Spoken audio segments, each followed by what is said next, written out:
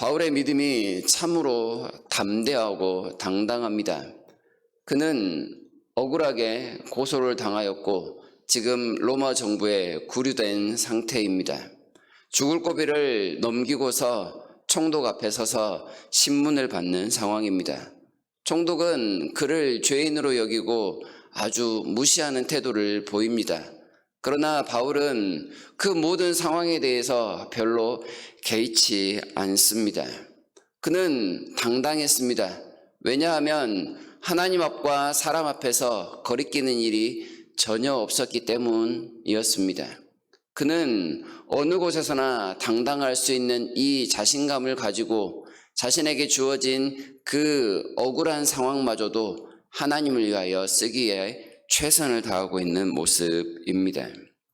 그를 거짓으로 고소하는 사람들에 관해서는 아주 간략하게 그들의 고소가 부당함을 이야기합니다. 그러고 나서는 기회를 잡은 김에 하나님께서 나를 왜 이렇게 만드셨는지에 대해서 자신의 신앙을 고백하는 시간을 갖습니다. 그는 이 말하고 있는 내용을 보면 누가 죄인인가라고 의구심을 가진 만큼 그렇게 자신의 삶에 대해서 변론은 하지 않는 모습입니다.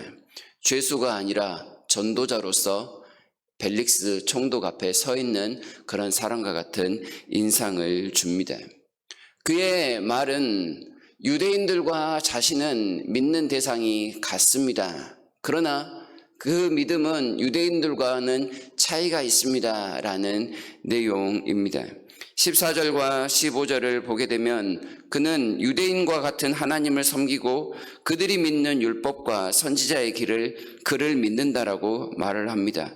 또한 하나님께 소망을 두고 의인과 악인의 부활을 믿는다라는 자신의 신앙을 피력합니다. 유대인들도 아는 내용이지만 그들과 차이가 나는 것은 유대인들이 알지 못하는 예수 그리스도를 바울은 온전히 알고 깨달았기 때문입니다. 예수님을 통하여 선지자의 글과 모든 율법의 말씀들이 지금 현재 나에게 말씀하시는 하나님의 은혜임을 온전히 알았습니다. 하나님의 말씀이 현재 자신에게 살아있고 그 모든 소망과 부활의 능력이 참으로 진실된 것임을, 하나님이 자신을 위하여 얼마나 많은 은혜와 사랑을 쏟고 있는 것임을 분명히 깨닫게 된 것입니다. 그러고 나서 그 믿음이 진실해지고 나서 그는 16절과 같이 하나님과 사람에 대하여 항상 양심에 거리낌이 없기를 힘쓰며 살았다라고 고백합니다. 유대인들과 가장 큰 차이, 하나님의 말씀이 자신에게 가까움을 알고 그 말씀대로 하나도 빠짐없이 살아야겠다라는 그 일념으로 지금껏 살아왔다라는 그 사실이었습니다. 하나님을 닮아 거룩하게 된다라는 사실, 그리하여 하나님처럼 생각하고 말하고 행동하는 그 경건한 삶을 그는 지금 현재 살아가고 있습니다. 또 자신을 복의 통로로 세워주셨으니 그 하나님의 복을 세상 가운데 전하기 위하여 모든 일에 열심을 내고 있는 모습, 영원한 부활의 소망이 있으니 이 땅 가운데서 고통당하는 것은 별것 아닌 양 취급하며 최선을 다하는 모습으로 살고 있노라고 지금 이야기하고 있습니다. 반면에 유대인들, 그들은 늘 경건해 보였습니다. 말씀을 아는 것 같습니다. 하나님을 믿는 것 같습니다. 진실해 보이기도 합니다. 그러나 이미 복음서에서 우리가 듣고 배웠던 것처럼 그들은 겉과 속이 다른 사람이었습니다. 부활의 소망을 두고 살아가는 것처럼 보이지만 그들의 관심은 철저히 현실 세계에 맞추어져 있었습니다. 그들은 그렇게 겉과 속이 다른 채 오랜 세월을 살았습니다. 그들의 조상들 때부터 현재에 이르기까지 많은 하나님께서 선지자를 보내셔서 그들의 외식함을 지적하셨지만 여전히 그 선지자들을 이단으로 취급하며 듣지 않았습니다. 한동안의 시간이 흐른 후에 다시금 세례 요한이 나타나서 이렇게 외쳤습니다. 회개하라, 천국이 가까웠다. 그리고 나서 예수께서 오셔서 여전히 똑같이 말씀을 하십니다. 회개하라, 천국이 가까웠다라고 말입니다.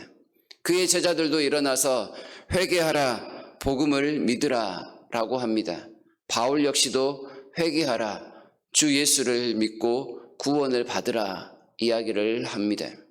경건하고 진실하고 하나님의 말씀을 믿고 살아가는 유대인들에게 회개를 외치는 나사렛 이단들이 탄생하게 된 것입니다.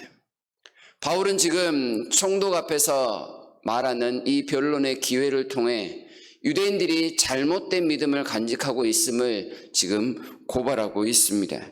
말씀을 온전히 믿고 회개하지 않는다면 그들에게 하나님께서 약속하신 천국은 이루어지지 않는다는 사실입니다.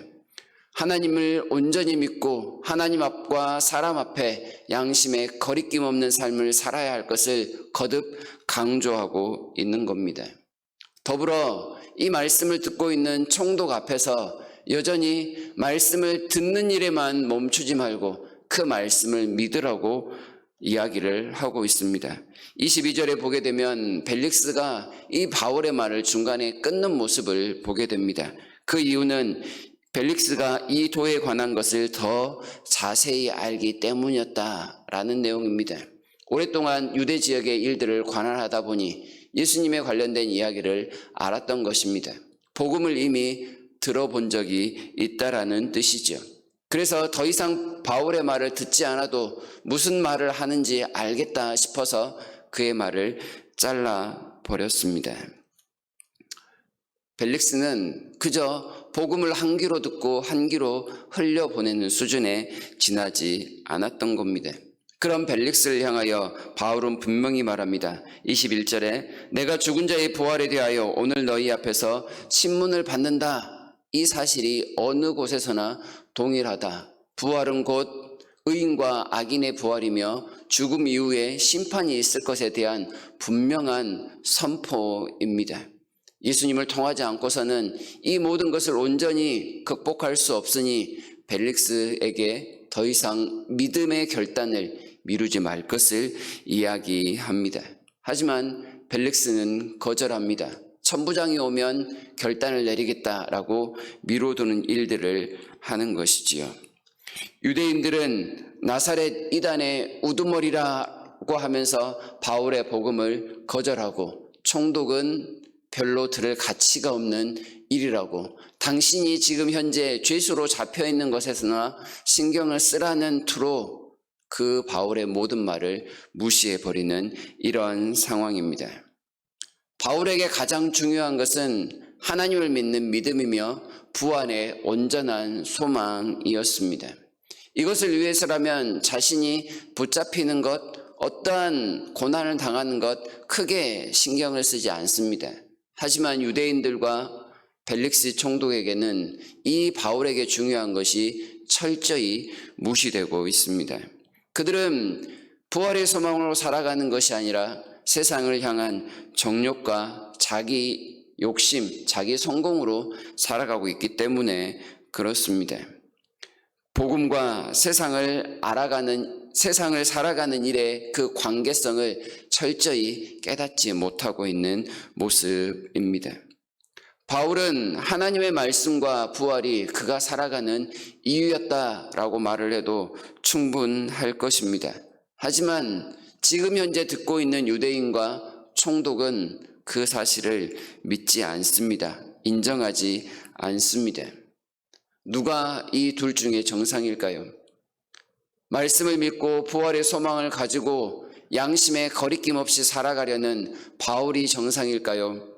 아니면 그 모든 사실들을 외면하거나 무시하면서 자기 일에만 몰두하고 있는 유대인이나 총독이 정상일까요? 혹은 바울의 이런 삶이 너무 지나치다라고 할 수 있겠습니까? 우리는 아마 그렇게 생각하는 사람이 없을 것입니다. 하나님 앞과 사람 앞에서 양심 없이 살아가기를 힘쓰는 바울의 모습이 오늘 우리가 따라야 할 신앙의 모본이며 또한 노력해야 될 삶의 모습이라는 걸 아실 수 있을 겁니다. 위기 앞에서 우리는 그렇다면 어떻게 살고 있습니까? 복음을 변론하려고 애써 양심을 지키는 삶이 우선입니까? 아니면 우리의 안위를 위해서 동분서주하는 것이 우선입니까? 하나님의 말씀에만 매여서 그 말씀대로 살아가기 위하여 수고하는 것입니까? 아니면 잠시 말씀을 제쳐두고 나의 생각을 먼저 앞세우는 것이 우선입니까? 만약 양심이 무뎌져서 하나님과 사람 앞에 진실한 모습이 없다면 오늘 이 새벽에 우리의 양심을 다시금 회복시키시도록 기도했으면 좋겠습니다. 말씀과 하나님의 양심을 지키면서 부활의 온전한 소망을 세상에서 살아갈 힘과 담대함을 주시도록 기도하는 아침이 되었으면 좋겠습니다. 그리하여 하나님께서 우리의 믿음을 지키시고 우리를 불쌍히 여기셔서 바울처럼 조금은 더 담대한 삶으로 오늘을 살아가도록 어느 곳에도 양심에 거리낌이 없는 당당한 삶을 살아갈 능력 주시도록 간구하는 아침, 그리하여 그러한 일들을 실제로 경험하고 열매 맺는 하루가 되시기를 진심으로 바랍니다.